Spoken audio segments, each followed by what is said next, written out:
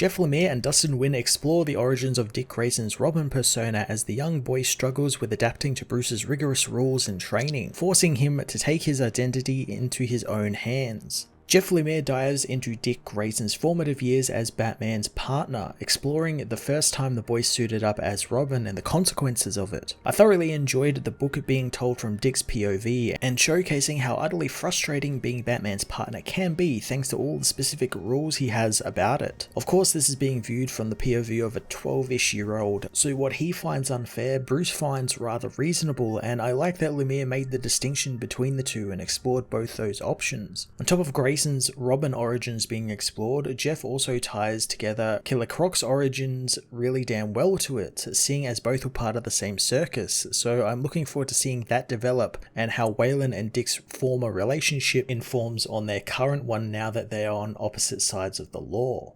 Dustin Nguyen proves to be the perfect and really only artist who could tell this story, utilizing his distinctive watercolored artwork to add a almost dreamlike atmosphere to the book, especially thanks to all the solid white pages in the backgrounds and the almost haziness that those backgrounds give to his artwork. His colors are just fantastic, utilizing Robin's colorful costume to make him stand out on the pages more than anything else, which makes sense being that that is one of the many reasons why he dons such a colorful costume.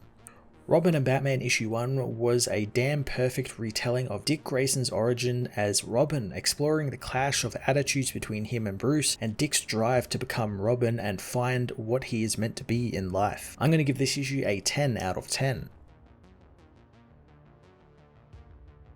Robin and Batman issue 1 finds the young Dick Grayson doubting who he is and what he could be, thinking his fantasy would come true. Maybe it's all a trick, and instead of a fantasy he found himself in a nightmare and a real darkness, and the deeper he falls into it, the harder it is to climb out. Dick puts the thought from his mind as he is told to attack the thugs outside a butcher shop, catching them stealing some meat. Batman directs the boy as he takes down the man with a knife, telling Bruce he's got it, but the hero knows that he was too focused and not paying attention to the whole picture. Soon the men grab the boy as Batman says he's coming, but Dick refuses his help, setting off a flashbang and escaping the man as he takes out his earpiece. Batman knows he's lost control of the mission and wants to abandon it, but Dick refuses to quit, finishing the man up as the Batmobile arrives. Batman reminds him that he didn't have this under control, throwing a batarang and disabling one of the guards who was hiding in the truck. Batman tells him that he didn't have the whole picture, demanding he get in the car. After a silent drive back to the Batcave, the duo are greeted by Alfred, who learns the mission did not go very well. Bruce tells Dick he was almost killed and knew the boy wasn't ready. Dick knows he is though, knowing that he could have taken down that driver, but Bruce doesn't relent, telling him that he needs more training and they need to take it back a step from live operations. Alfred tries to back Dick up, but Bruce tells him to stay out of it, causing Dick to stomp off, knowing that Bruce is full of excuses as to why he can't go out, but Bruce tells him that he's only proving him right by throwing this tantrum like a child. Bruce removes his cowl, telling Alfred not to say it, but he says that Dick is a child, and Alfred knows that he might then say that the child died with his parents and is meant to be a soldier, just like Bruce wants him to be. Bruce wants the boy to be something more though, and Alfred knew that, but all he knew was that Bruce was going to help the little boy who lost his family. He knows it won't hurt to show Dick some compassion and a little leniency, but Bruce tells his friend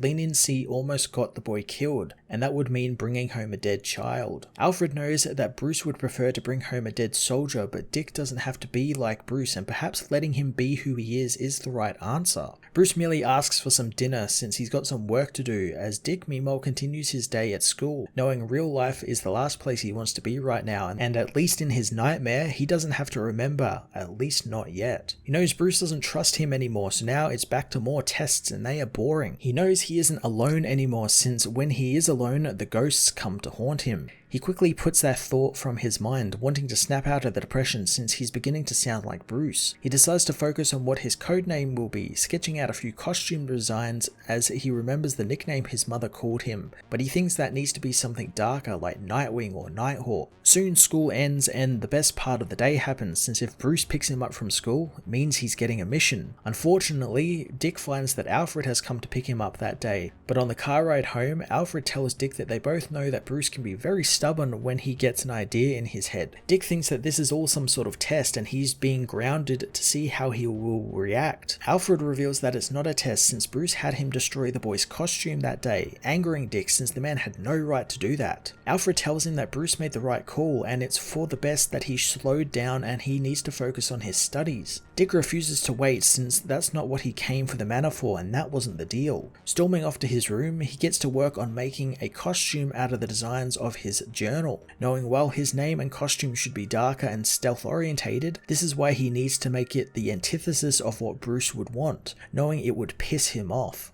Later on, Bruce finds himself really pissed off as he patrols the city, knowing that he wasn't seeing the whole picture when it came to the boy. He soon tracks the thugs who were robbing the truck from the other night, having had Gordon cut them loose so he could follow them, finding that they are headed into the sewer, wondering why they were hitting up meat trucks for their supplies. Batman realizes that they were stealing food as he descends into the sewer, followed closely by Dick, who knows he's been following Bruce for some time and he didn't even notice him. He begins his hunt, following the men, wondering why they got out of jail so quickly, as he begins feeling something is wrong. Hearing a noise behind him, he thinks that Batman spotted him and doubled back, but it's actually Killer Croc, who grabs the boy and demands he tell him where he got that colourful costume from. Croc throws the boy away, wondering if the boy knows who he is, as Batman appears, roping up Waylon's hand and telling him to get away from the boy. The villain attacks Batman, breaking his ribs as he demands that the heroes tell him how they know about him. Dick comes to Bruce's aid, throwing red dust into Waylon's eyes and blinding him as he stumbles away. Dick tries to help Batman, but the hero demands to know what he was doing and what he was thinking. Dick hopes that they are going after Croc, but Batman says that he's got 2 broken ribs and Dick is done for the night.